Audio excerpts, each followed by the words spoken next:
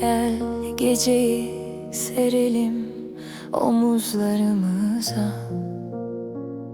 Şehir uyusun, biz kalalım rüzgarla.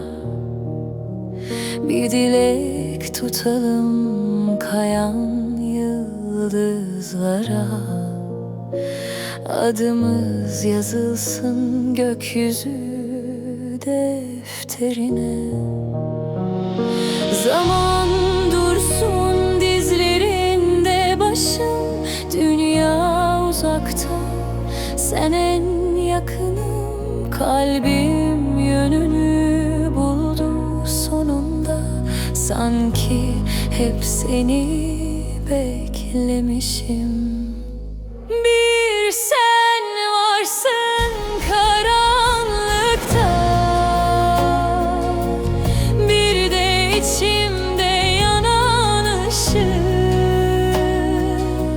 Ellerin deyince ruhuma, sessizlik bile aşka alışık.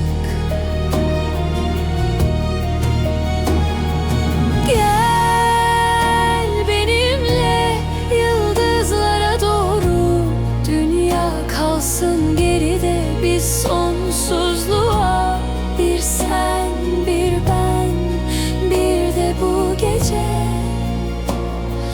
Aşk yazılsın kaderimize. Gel benimle düşlere doğru, kalbim adını fısıldıyor uykuya. Zaman dursa bu an içinde, ömrüm başlasın seninle burada.